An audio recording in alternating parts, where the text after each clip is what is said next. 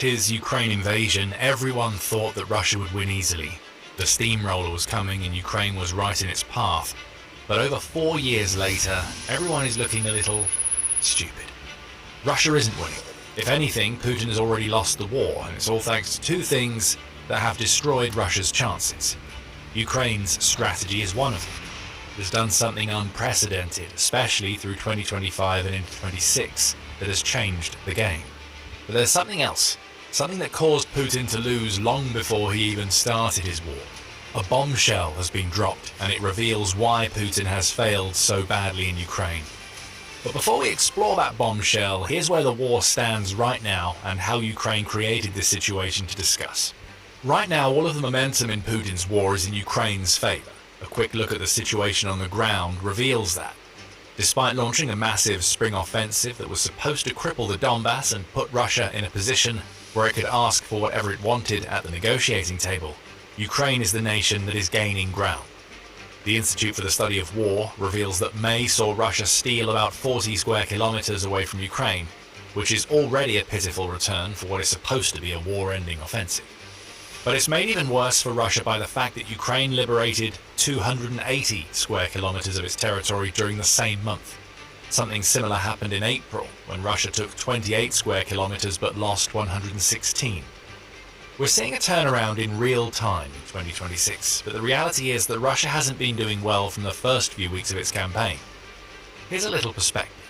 That steamrolling campaign that was supposed to cripple Ukraine in February 2022, all that Russia managed to achieve there was occupying 27% of Ukraine's territory, and Ukraine soon mounted a defense so fearsome that Russia was pushed back to 18% by November 2022.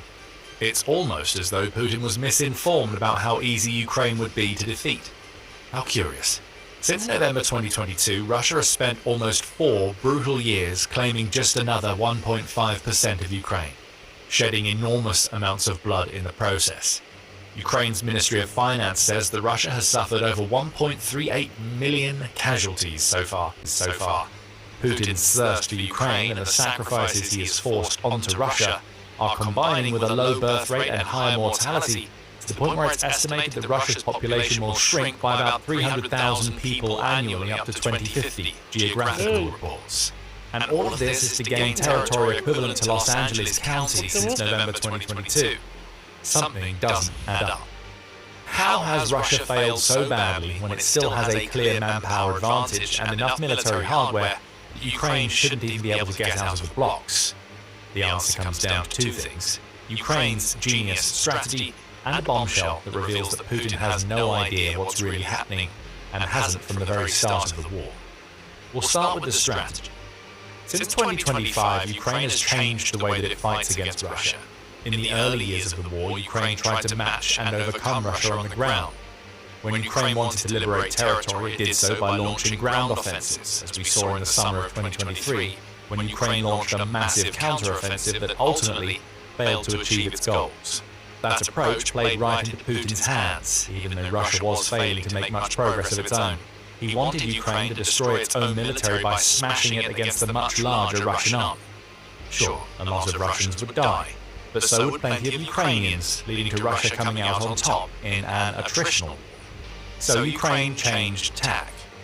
Starting in 2025, the country's focus switched from ground offensives to an asymmetric strategy designed to do two things: cripple the Russian economy and, as Ukraine moved into 2026, take advantage of a new generation of drones to shatter the Russian rear in the occupied territories.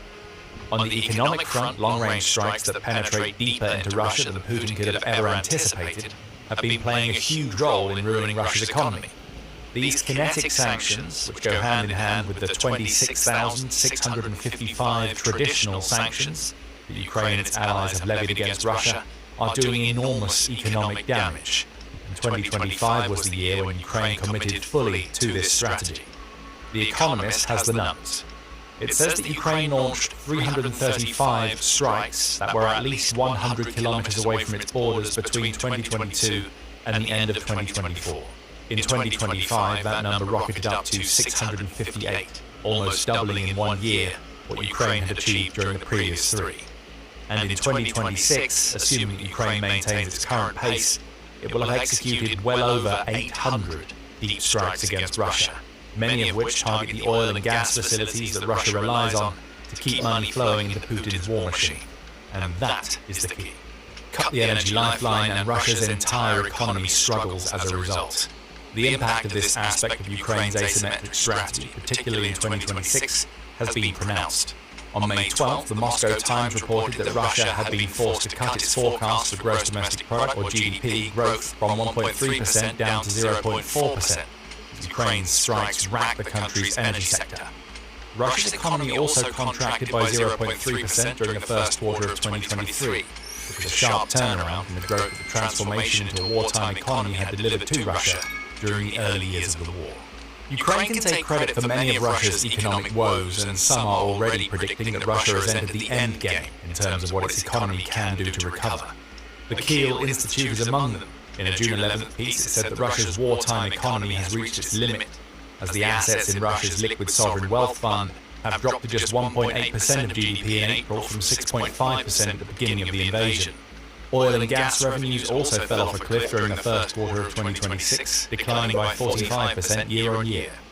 That's Ukraine's doing. It's hard for Russia to sell oil and gas when its refineries and terminals are burning. These 2026 economic problems are just the start. The reality that Putin faces now is that Russia's economy hasn't been strong at any point during the Ukraine war, even when Russia was claiming growth. The Kremlin claims that Russia's GDP grew by about 13% between 2020 and 2024, before Ukraine's deep strike strategy really took hold. But that may have been a lie, and there's a lot of that going around in Putin's inner circle. According to Sweden's Foreign Minister Maria Malmer Stenergard, an analysis of Russia's nighttime luminosity index suggests that the country's GDP actually contracted by 8% during this time period. This is an interesting way to measure, but it's one with precedent. S&P Global explains that nighttime luminosity is a big economic indicator for several reasons. Perhaps the most important for Russia being that they indicate how active supply chain and industry nodes really are. If the lights aren't on, then nobody is making money, at least not as much as Russia was claiming to make. With this context, we see the deep strike aspect of Ukraine's strategy doesn't necessarily create a new problem for Russia. It builds on an issue that has existed since the invasion was launched, and it's only getting worse as more oil dies. In terms of Russia's inflation figures, in 2024, Russia claimed that inflation was 10%. That's too high. It led to Russia's central bank hiking up interest rates to 21%, which is a killer for anybody who needs a loan, be it an individual or a business. But by mid-2026, Russia seemed to be getting a handle on things.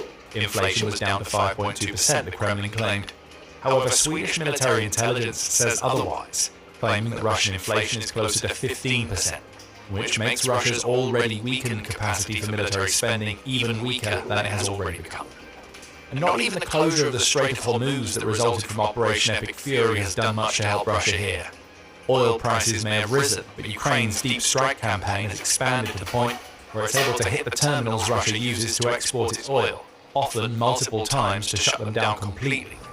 We saw an example of that on June 14th, when Ukraine confirmed when it had once again hit Tuapse port, from which 20% of Russia's seaborne oil sails.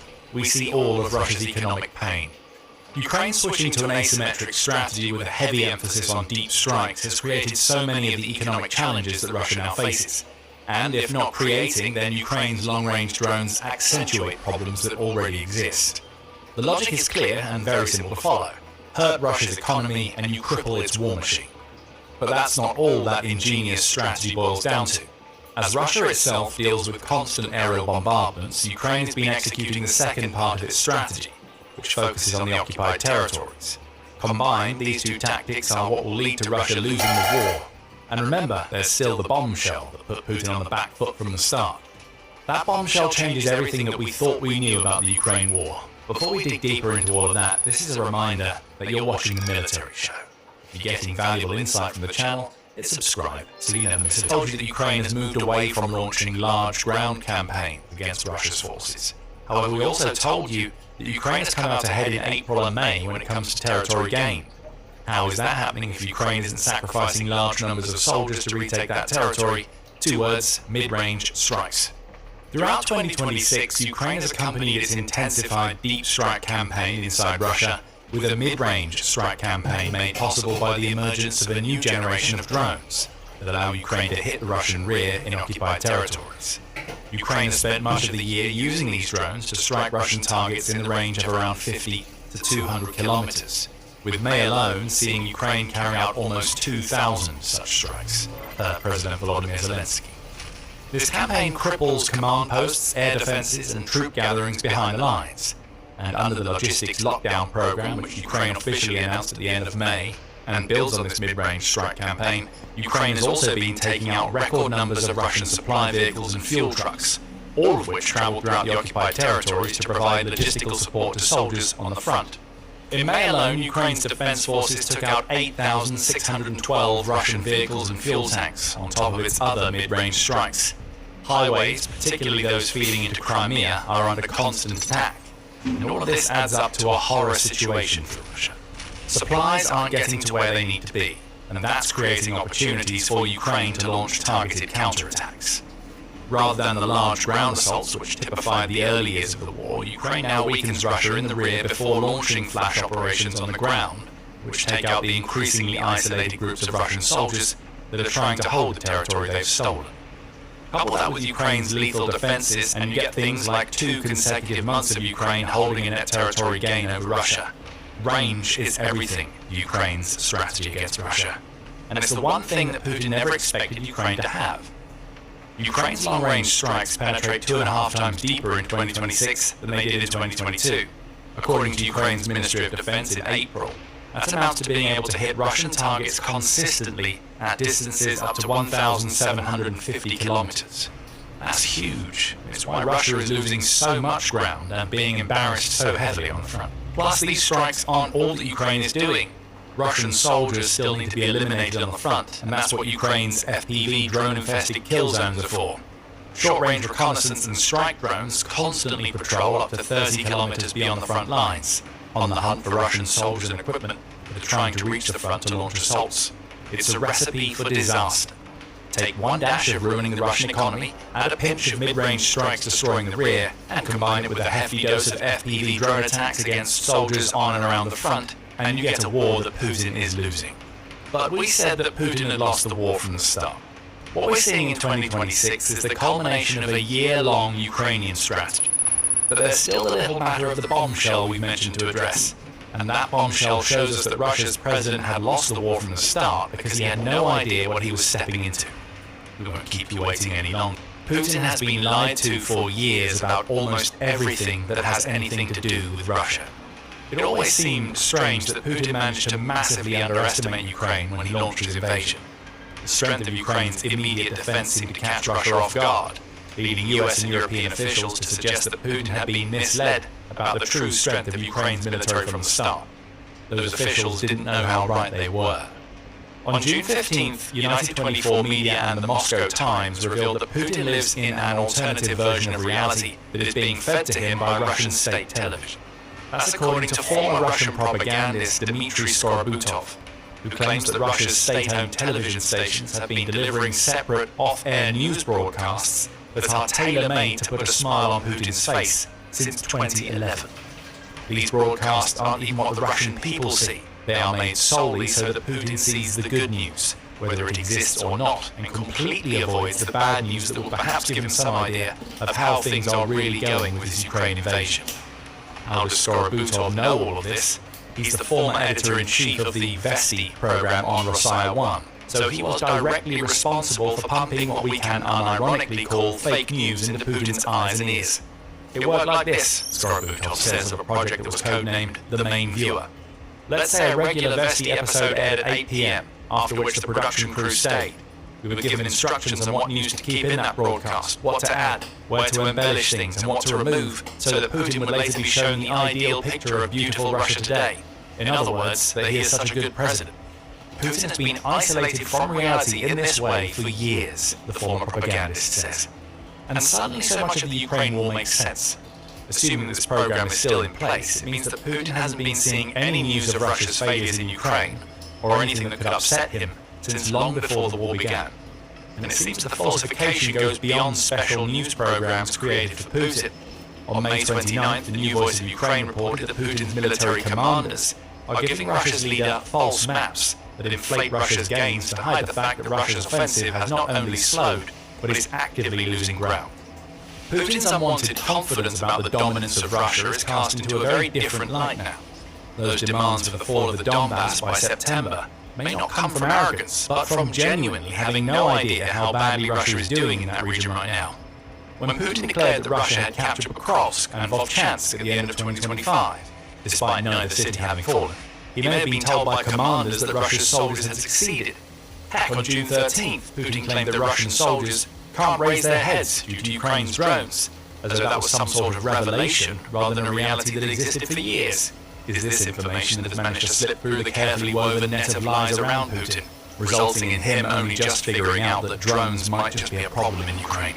We can't know for sure, but what we now know is that Russia's president has been operating with a false picture of reality in Ukraine, Russia, and basically everywhere else for years. But now, as even Russia's commanders and propagandists can no longer hide what's happening in Ukraine, Putin might finally be getting a glimpse of the truth. Russia had lost from the start, and Ukraine is driving the knife in. And that leaves Putin scared and desperate. Putin might finally realize that Russia is losing the Ukraine war on multiple fronts. Don't get us wrong, that doesn't mean he is no longer a dangerous man. If anything, that realization could make him more unhinged, as he looks to expand the war that he started beyond Ukraine's borders and into European NATO territory. The humiliation of it all may be too much for Putin to bear, meaning he will reject peace and try to go down swinging, rather than accept the fact that he lost because of Ukraine's brilliance, his own ineptitude, and the lies that were being funneled to him by yes-men for well over a decade. However, this danger comes from desperation, and that means it can't last. As Russia's problems deepen, Ukraine's European allies have opportunities to twist the knife with more sanctions and greater levels of support, which will lead to more pain for the Russian economy and even better results for Ukraine on the battlefield. Mounting Russian losses combined with lackluster volunteer recruitment are already pushing Putin closer to mobilization, which will be a massively unpopular move that could just be the catalyst for his people to finally turn their backs on him. If Putin tries to avoid that, he either has to scale back Russia's military activity, which will be the death of his already faltering invasion, or make greater demands on an economy that he has already flushed down the toilet, creating even more hardship and pain for his people. Putin is running out of options, but the obsession that drives him means that he no longer has any way out.